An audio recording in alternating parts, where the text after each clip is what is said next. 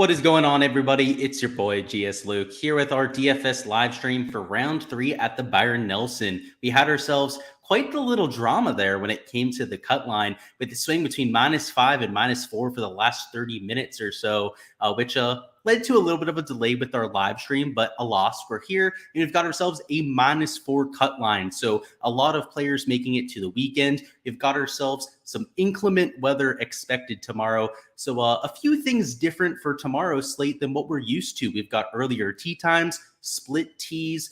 Guys are going to be teeing off earlier tomorrow than they would have been otherwise. So a lot to touch on here. So first on, welcome on in. Hopefully you guys had a solid day here on Friday, whether it was for betting, whether it was just life in general. I hope it was a relaxing day at work if you were out there. But let's get down to the grindstone. Let's get ready to go out there and make some money for Saturday Showdown. So without further ado, let's hop right into the golf course, which we'll review a little bit from today. We, of course, played Scottie Scheffler at high ownership and didn't really play a huge weather edge. And that ended up being the strategy that you wanted to. I slightly favored the morning over the afternoon, and that's pretty much what ended up happening, right? 1.4 under par average in the morning, right around a 1 under par average in the afternoon. So there wasn't a huge disparity between the two waves. Although, if you do look at some of the ceiling scores today, a vast majority of them did happen in the morning. So Scottie Scheffler, of course, ended caught. You had Ryan Palmer was morning wave, same thing with Austin Eckroat and Greg Chalmers. So a lot of those plays, right, were your optimal plays today. But stacking in terms of your waves, you might have gone a little bit off hair, right? There were still guys in the morning wave that didn't play their best. And still players in the afternoon wave that got the job done as well. So we're probably looking at the same kind of thing for Saturday. Like I mentioned, we do have the split tee situation where there's not going to be any sort of wave advantage to be had. So we're going to look at the weather as we typically do here on the channel, but maybe not as important as most slates. The reason for the earlier tee times have to do with the weather both Sunday and on Saturday. So it's a combination of two. You can see on Sunday, they're calling for a lot of thunderstorms, and also tomorrow evening. So right around 1 p.m. is when the scattered thunderstorms are expected to come into the area. And that is going to persist the whole way through the evening. In fact, there's upwards of a 40% chance of precipitation from, let's see, what is it? From 8 a.m. onwards. So it's going to be nasty tomorrow. There's going to be some downpours, also some relatively high winds, which I would expect to impact play quite a bit.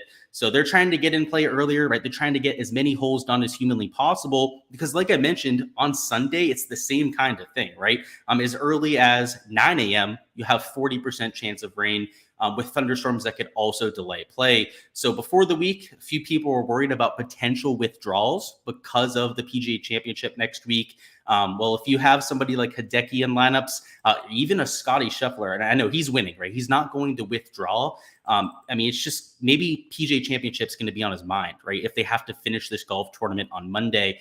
And based on the fact that there's thunderstorms the entire day on Sunday, that's a distinct possibility. So I don't know if we can quantify it, especially when it comes to the main slate perspective.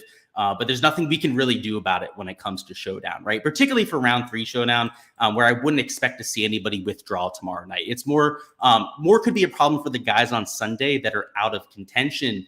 Taking a look at Windfinder, of course, the tee times are all bunched up, so it's more just for the general difficulty of the course. Doesn't look anything crazy, right? Like 8-mile-an-hour winds in the morning. Towards the afternoon, it's between 10 to, let's see, 10 miles an hour for the entire afternoon. And over here at Windfinder, pretty similar stuff, right? Relatively low sustained winds, wind gusts that aren't getting upwards of like 10 to 12 miles an hour. So I think it's going to be manageable for when they're actually able to play out there. But unfortunately, there is that huge unknown when it comes to the thunderstorm risk. Let's see, did they post any of the pin locations? That would be the next thing. Not yet. I'm sure they'll post them at some point tonight. We'll double check on that later. But let's hop on over to the DFS side and see what's going on. Let's bring that up. Let me double check this on the side here too. I just want to double check, make sure we're running properly over here. I think we are. All right, looks like we are. All right, sweet. So let's go through these DFS projections. So towards the top of the board, you can see I have everything obviously not highlighted on here, nothing blacked out, and ownership's the name of the game when it comes to Saturday Showdown, right? Ownership's going to condense on those players that are, towards the top of the leaderboard. And of course, the guys that are seemingly underpriced. So guys like Scotty Scheffler, Siwoo Kim come to mind. A few of these guys at -9, like a Hideki, Jason Day, are going to be magnets for ownership. You see the same thing with the Sam Stevens, Ryan Palmer there at -13, Mackenzie Hughes. You can see they're all significantly higher owned than their peers. So for the most part, I'm fading all of those players, right? Their ownership, the game theory aspect is part of that main slate, right? That's a huge part of our strategy, but it's even more so the case for Showdown, where it's hard to back up a really good round, right? I went out there and tailed Scotty, right? Scotty, if there's anyone going to go out there and post 2 -7 rounds in a row, well, it's Scotty Scheffler, right? Your world number 2 at this point, by far the best player in this field. But if you're talking about, even like a Hideki, right? If he were to go out there shoot like -6 or -7, the first 2 days, right, he was kind of pedestrian, just like -4, -5. But if you were to go out there and have a nuclear round, I don't know if I'd want to take him the next day. He doesn't have as much upside, right, as somebody like a Scotty. So Scotty, John Rahm, Rory McIlroy, right? Those sort of players you might want to ride the hot hand with.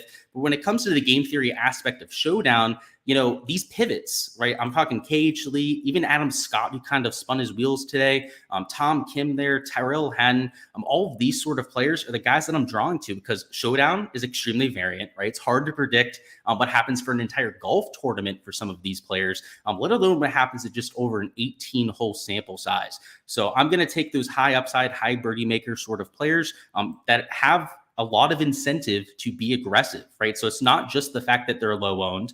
It's also the fact that they have a lot less to lose. These guys at the top, Scotty Scheffler, Siwoo Kim, et cetera, are all towards the top of the leaderboard. And while this is a birdie fest, so it's a little bit less pronounced at this sort of event, typically you're looking for the guys further back because they're going to go after every single pin, right? Guys like Scotty Scheffler, I know he's the leader at this point, right? It's only 2 rounds in. If he has a marginal lie or he has a pin location that's a little bit more risky than most, the fact that he's the leader might steer him towards the middle of the green, right? It might make him a little bit more conservative in some of those kind of situations. So just something to keep an eye on, at least from the strategy perspective. I would recommend trying to go after some of the pivots. So when we go through the player pool, when we go through some of the targets that I'm looking for, you'll see that most of them are relatively low owned and a majority of them are towards the middle to bottom end of the leaderboard. Next up, we've got to go into some of the value plays. In the 7K range, the chalk is egregious, right? Like Ryan Palmer, guys like Mackenzie Hughes are like 14, 13% owned respectively. That's twice the ownership of some of the guys around them. And we're talking about Mackenzie Hughes, right? We're talking about Ryan Palmer, for goodness sakes. These are guys that were in the 7K range to begin the week. And we're in the 3 to 5% owned range at the very most. In fact, those 2 players were significantly lower owned than 5% coming into the week. And now you're going to tell me that 14, 15% of the field is sold on them? Like, that's just, it's obviously a very extreme example of what I'm trying to get at there. But nonetheless, it drives home the point that I'm trying to make, right? People are just going to try and tail some of those hot rounds. It's not always the best strategy to go after. Like Vincent Norman, right? He's getting a little bit of steam because of his rounds. Richie Werenski, right? He's like 2-3 times as owned as the guys around him because of how he played. Henrik Norlander, same kind of thing. Let's see. Harrison Endicott, actually not getting much steam because he's in the 6K range. So I guess that's good for him there. But like Greg Chalmers, like he's even 1.8% owned, right? He would be 0.2% owned if he didn't have the round that he did today. A lot of the casual golf fans, you're going to see try and tail or shadow some of those performances, right? They're going to try and ride those coattails. Let me bring up my phone here. For some reason, the chat is not working. So let me go ahead and bring it up here and see if we can fix it.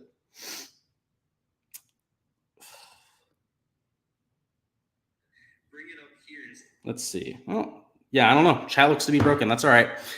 We'll move on. Hopefully it fixes itself at some point. StreamYard is not cooperating right now. If you're down there in chat, do go ahead and do a couple test messages if you can, just so I know that's working. Moving down though, even to like just the middle tier here, I guess it's worth noting that like this 8K range is heavily overpriced. Like Sam Stevens is $8,300 now. Sung Yul No is $8,000, right? Eric Cole's a solid $400, $500 more expensive than before. Brandon Wu's relatively expensive. And then you have guys like Aaron Wise that are a lot cheaper. So I think if you're looking for leverage, a few of these guys might be worth getting to. Like a Sung Yul No He's been playing beautifully to this point, right? He's only 9.8% owned. Like, people aren't really getting there in huge. I got it fixed. Cool. Okay. I was like, what the heck's going on down there? You guys are tripping me out there. I was like, what's going on with the chat? I was trying to read messages and nothing was showing up. So whatever.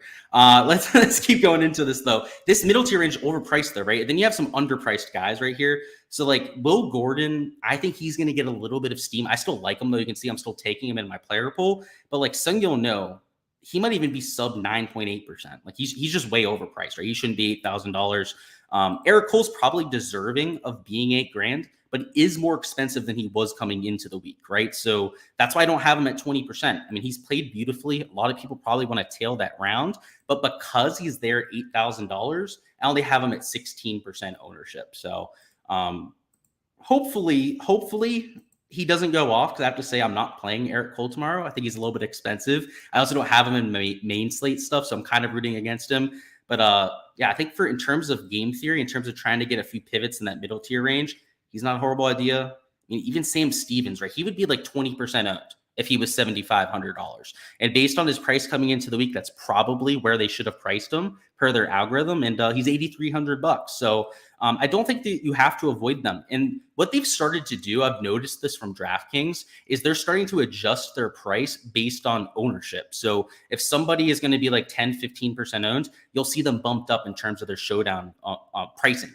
So like, let's say round 2 showdown, somebody like Eric Cole's like 15, 20%. Well, that's why you see him get this increase. Same thing with Sam Stevens. And guys like Aaron Wise, right, that not many people got to, went down in price. Let's see. Like Sung-Yul No, right? He had the really good round and people played him for round 2 showdown. Well, that's why he got that artificial bump in terms of price. So just something I've noticed, and it does have a drastic impact when it comes to ownership numbers, right?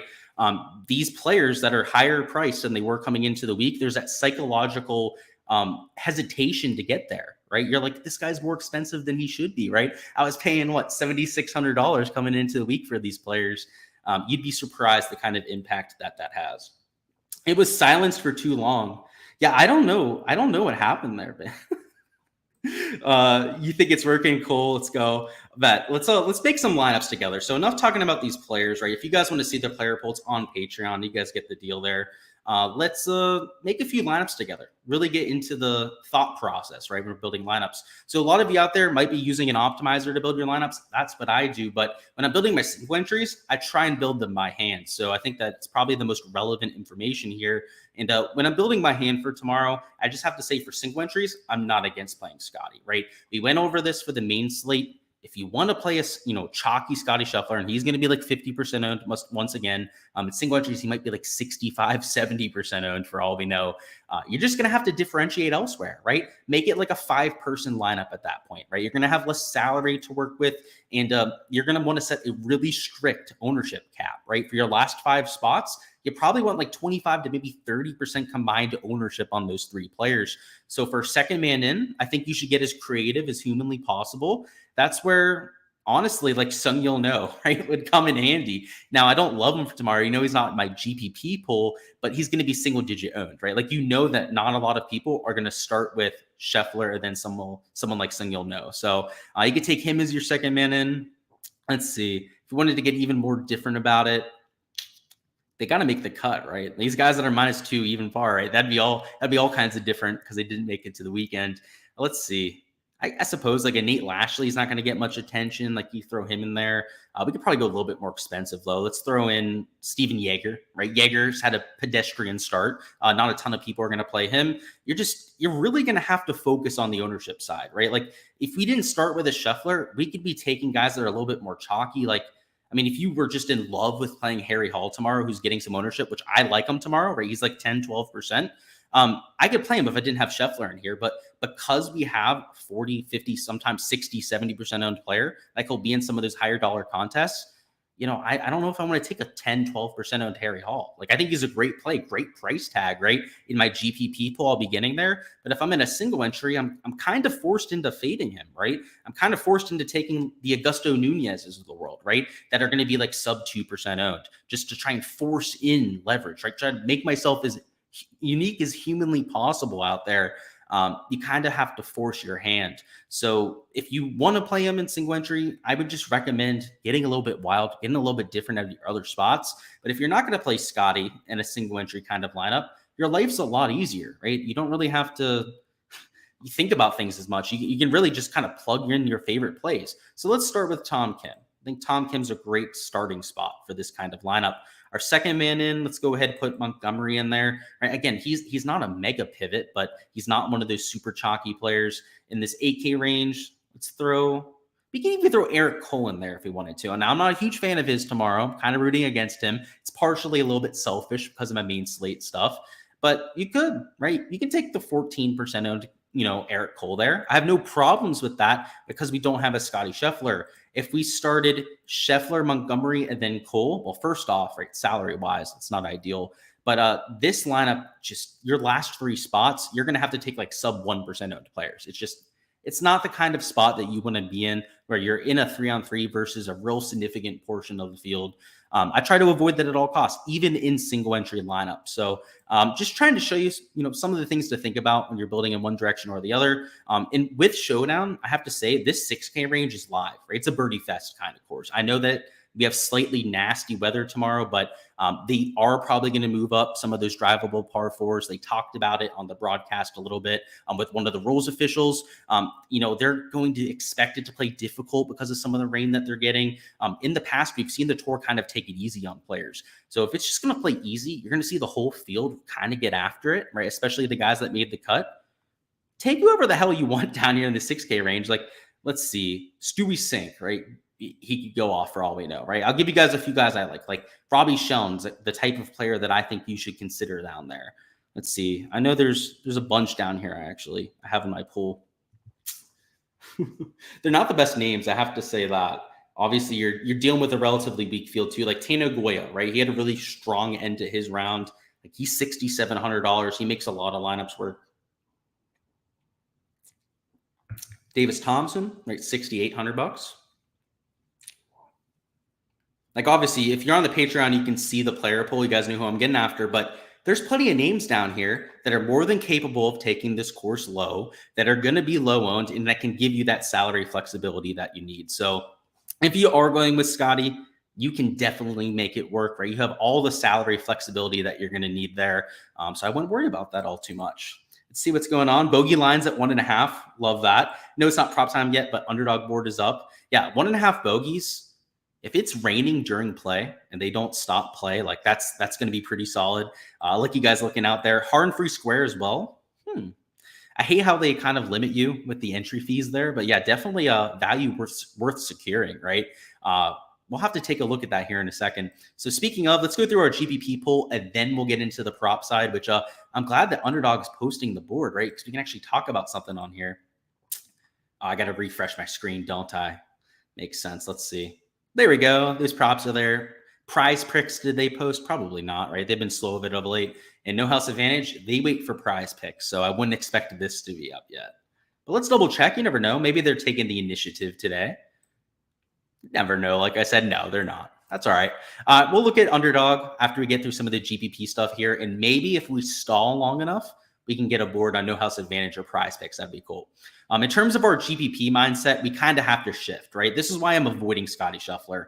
For round 3 Showdown, the ownership is so polarized when it comes to the leaderboard that from the long-term perspective, right? If you're playing Showdown every week or every slate, you have to be taking this approach, right? Like if you're just trying to win tomorrow, like you're very short-minded, like you're results-oriented, then play all the freaking Scotty Scheffler chalk you want, right? But the long-term play, the numbers show it, all the simulations show it, all the bright minds on Twitter, Nelson Adcock that does a lot of that analysis will show you that if you fade that guy that's like 40, 50% owned up top in those large field GPPs, it is by far the best play to make. And like I said, there's going to be times where that guy smashes. Like today, right? I played Scotty Scheffler, even though he was like 40% owned.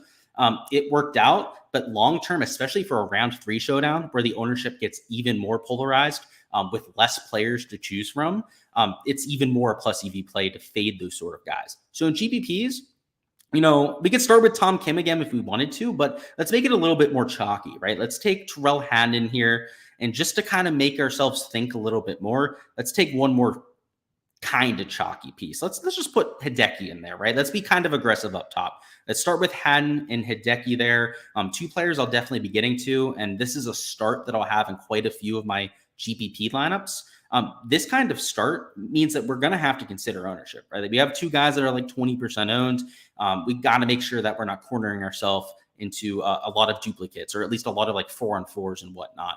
So in this 8K range, I'm trying to force feed myself somewhat of a pivot. This is where kind of Aaron Wise kind of sticks out to me. He was really low owned in Showdown today, and he had a horrible round. I think he hit like 10 of his 18 greens. Despite that, still got it under par and was able to make the cut, and I believe made 5 birdies on the day.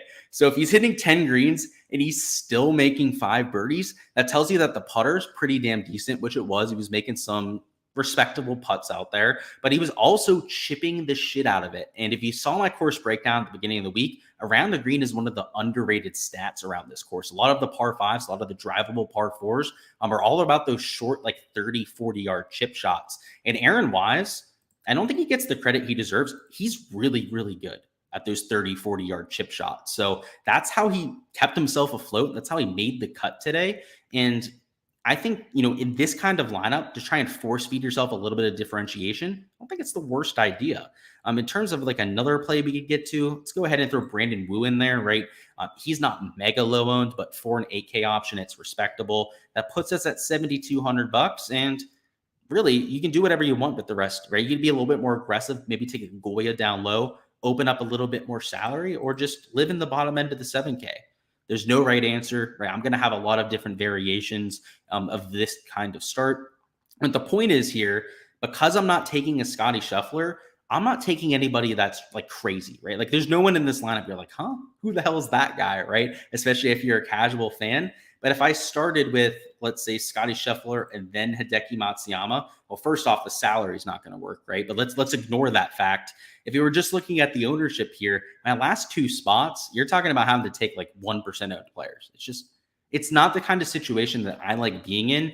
And it gives you, at least from the long-term perspective, it caps your potential, especially when it comes to actually winning those GPP contests. So those are a few things that I consider there. If you're playing in cash, by all means, play Scotty. I think you almost have to play Scotty if you're playing in a cash lineup. After that, it's wide open, I would say. There's not a ton of must plays when it comes to cash. I would probably play Eric Cole in that kind of lineup. I would most likely take Aaron Wise just because of the price tag, and he's too cheap, right? So I would probably try and take advantage of that. Let's see. Down here in the bottom end of the 7s, like Carson Young, like he's been really good for the last month or so. You're just looking for those guys that are consistent, right? And you ideally don't want to go down into the 6K range. So if we're looking for another consistent player like Vince Norman, right? He's an absolute striper of the golf ball. These are the sort of players I'm getting to in cash. Ownership doesn't really matter as much, but I'm more looking for consistency and bang for your buck, right? Like Aaron Wise, especially because he's coming off injury. I say injury, right? He's coming off the mental health break. He's got a little bit of risk to him, but it's that bang for your buck that you're getting, right? He's probably a solid $1,000 too cheap, especially when you compare him to some of the guys around him.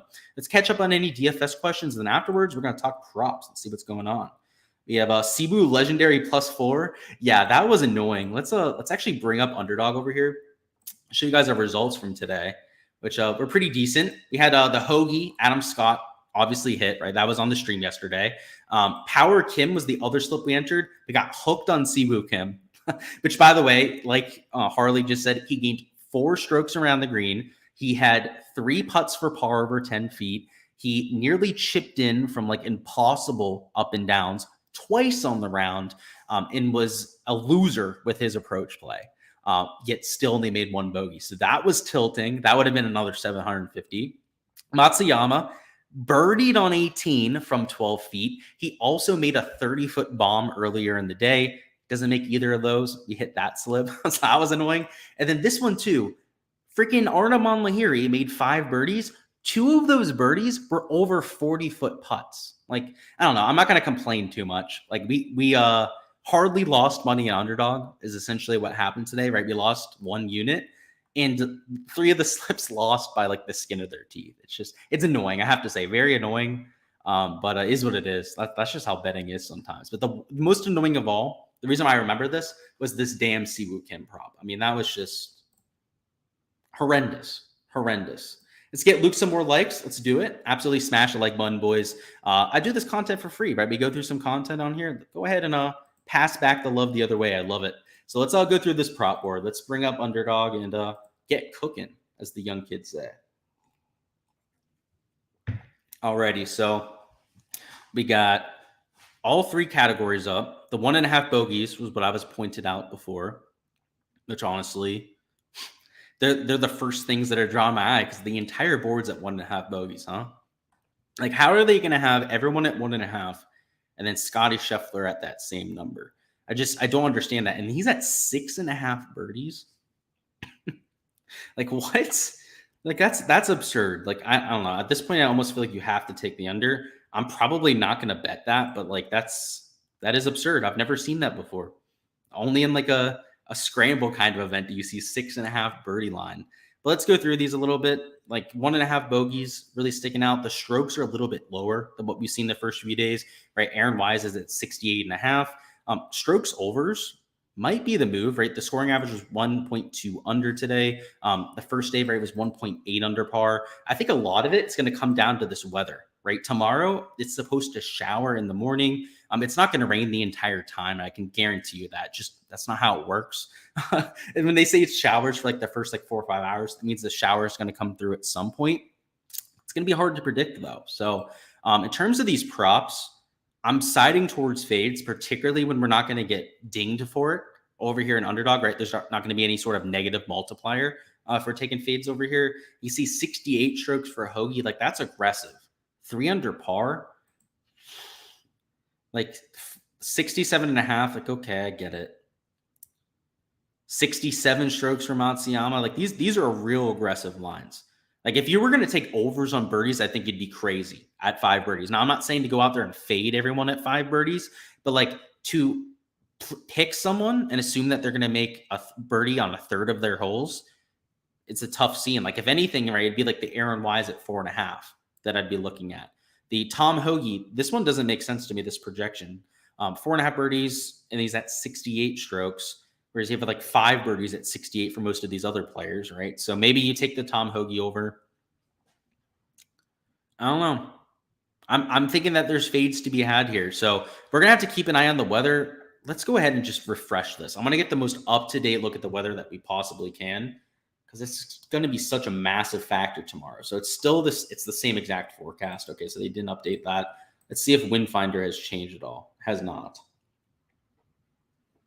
You see Windfinder, they have one little storm coming in the morning. So that's what I was talking about, right? Like, it's not all going to happen over 4 hours. Like, it's going to come in like probably over an hour period. Windfinder thinks that's going to happen right around like 9 a.m., something like that. And then in the afternoon, it's going to be a slow, steady drizzle for most of that time. So this is a tough to read board, I have to admit, guys. This is one of the hardest times I think I've had with it. You have a Tom Kim under 5 has to be legit.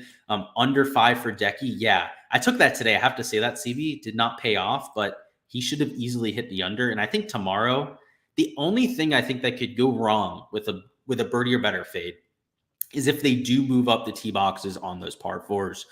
They mentioned that would be a possibility. The first day they had one of the rules officials on ESPN Plus, and he was like, yeah, Saturday, Sunday, I think we're going to move each par 4 up. So tomorrow it's probably going to be, what holes are it? I know 14 is one of them. I think the other one's hole number 6.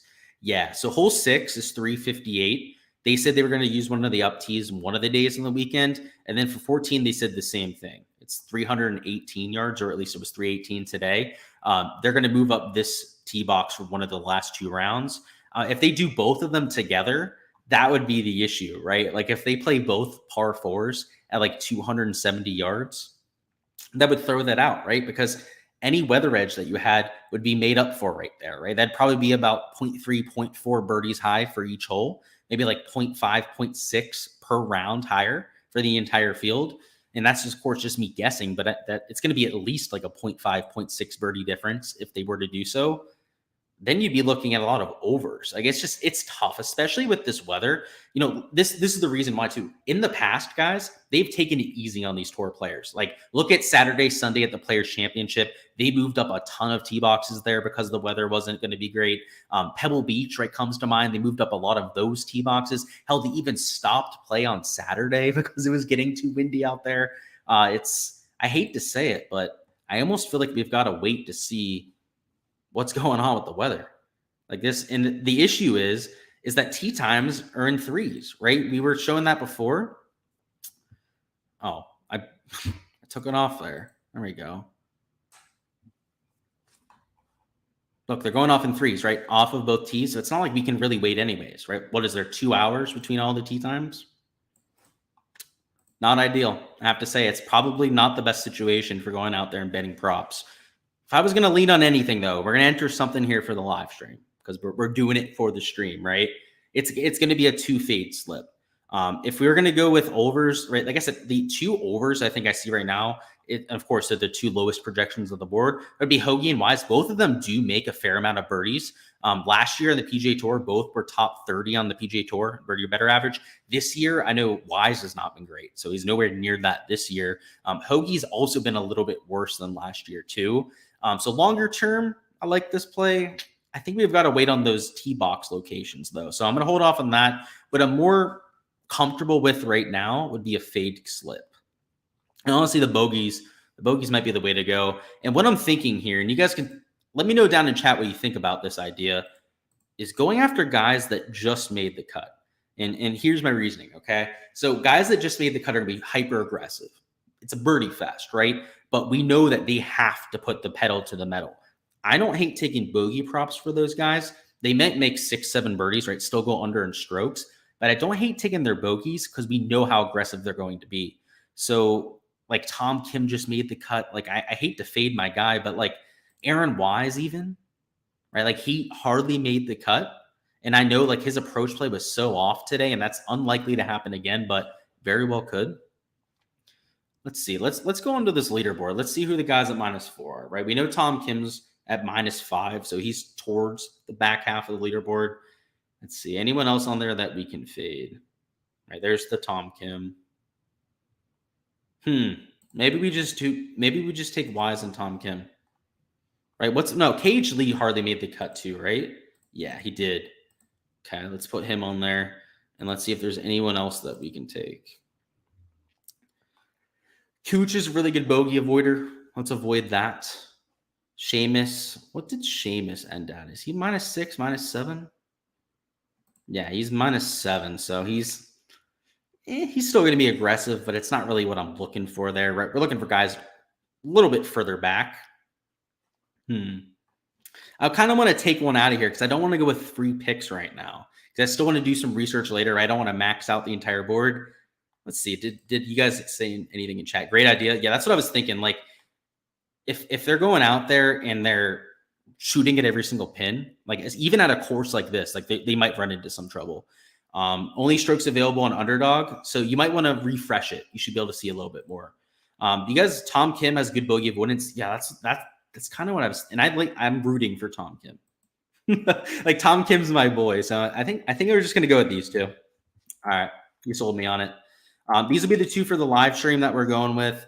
Honestly, right, Aaron Wise, he's struggling, right? It's first week back from the mental health break. KH Lee has not been very good to this point. We're going with these 2. But even outside of that, I think this whole board, when it comes to bogeys or worse, not the worst idea.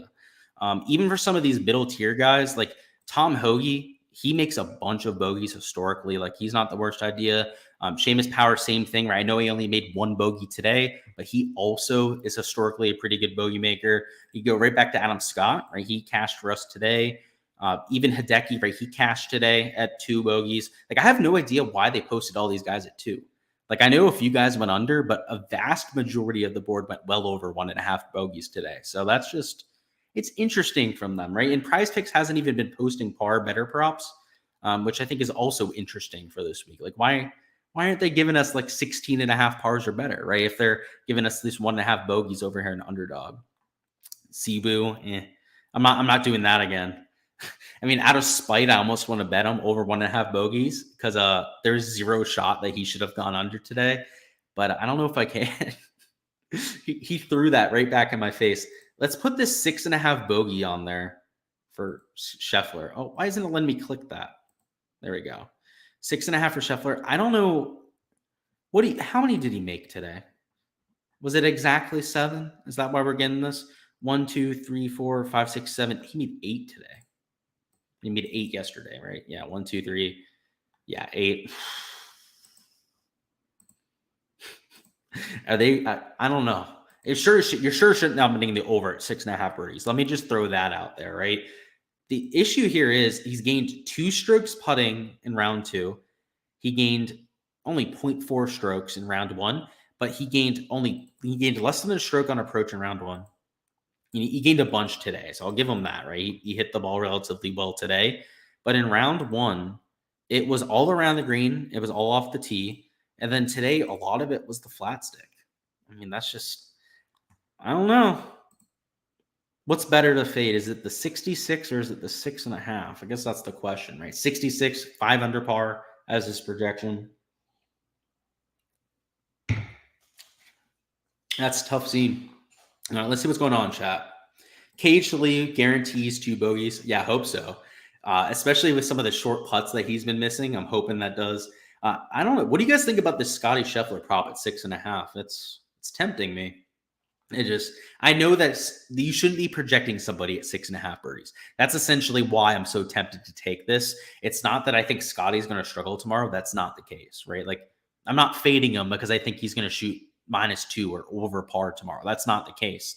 It's just that I think from the numbers perspective, and I haven't ran my simulation yet on this prop. I will as soon as I get off stream here. I have to assume that it's like at least 60% under, like at least. I can't imagine that it's anywhere close to a 50-50 prop is essentially what I'm getting at there. So let's take that off there. Let's see. Have they posted any live props yet? They haven't. But let me go ahead and bring up some live stuff, and we'll talk about the course because I will be playing quite a bit on live tomorrow. And we'll talk about how I plan on attacking the board because we have some time. And we're not cutting off the stream until 9, so might as well make use of what we got here. Take that off there. All right, let's see. So we've got the wind finder up. This is for Tulsa. And today it was pretty windy out there and it didn't matter. So let me go ahead and bring up the Live Golf averages too. They have it on here on Data Golf, which is amazing. So scoring average for round 1 was 1.75, 1.73 under, I should say. And all but 6 holes played under par. And we're all towards the middle. If you look at the scoring too, there weren't a ton of negative outliers either. I mean, usually it's like Siwon Kim, right? Well, he shot +2 today. Good for him. He didn't blow up. But typically he's shooting like +10. There's a few other guys that shoot like +6, +7, right? There's how many guys shot over par? 1, 2, 3, 4, 5, 6, 7, 8, 9, like a 10, 11 guys shot over par today. Everyone else shot even par or better. So if they post strokes, that's mostly what I'm looking for when it comes to betting props. Because a vast majority of the quote-unquote legit players, right? So cutting out like the Siwon Kims of the world, the young amateurs that they have on Live Tour, some of the older geezers, we'll call them, if you cut those guys out, like everyone shot -2 or better. It's a par 70.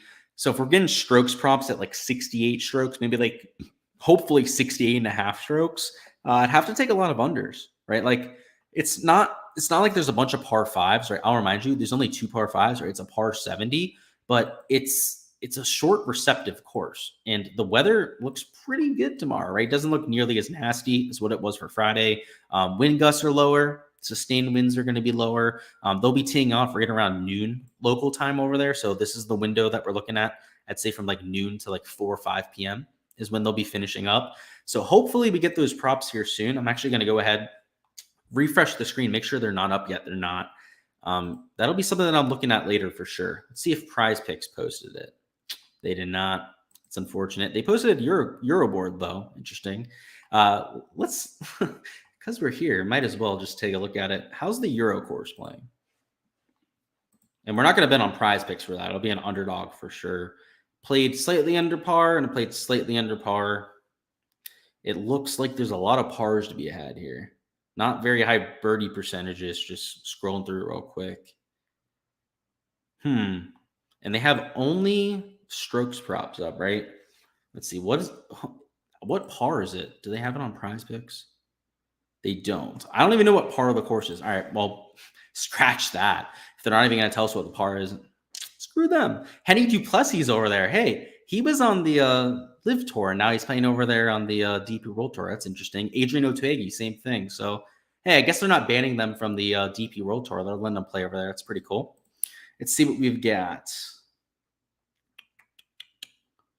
Leave it be with Scotty. Yeah, I get that. Siwoo's always going after pins. That's true. It doesn't matter if he's in first place. You love Scotty under birdies more than over strokes. Yeah, over strokes, I don't think I'd touch because he has a lot of eagle equity too. Like he can go out there, make a couple eagles, and just screw you from the strokes perspective. I learned that lesson with Haddon today. That's the only reason that he went over. It's a trap. Scotty's a stud.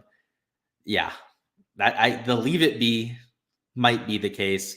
But yeah, that under birdies, it just feels like you have to get there. It just feels like the numbers obviously are going to be towards the end. I guess that's the thing. How's the free square work? It's just like any other prop, except that like you're limited on it. So let me just throw in. Let me just do this to show you. So let me see what the max is. Hopefully, yeah. Well, it's not $1,100. See, $20. So you can enter a max of $20 on it. That's the catch, right? They don't let you put $1,100 on it, like I was trying to there for the video. But yeah, that's how that works. Speaking of, we're gonna put the Tom. Actually, we're gonna put together one of these slips real quick. And yeah, it's like a 0.1 unit bet for me, so I really don't care.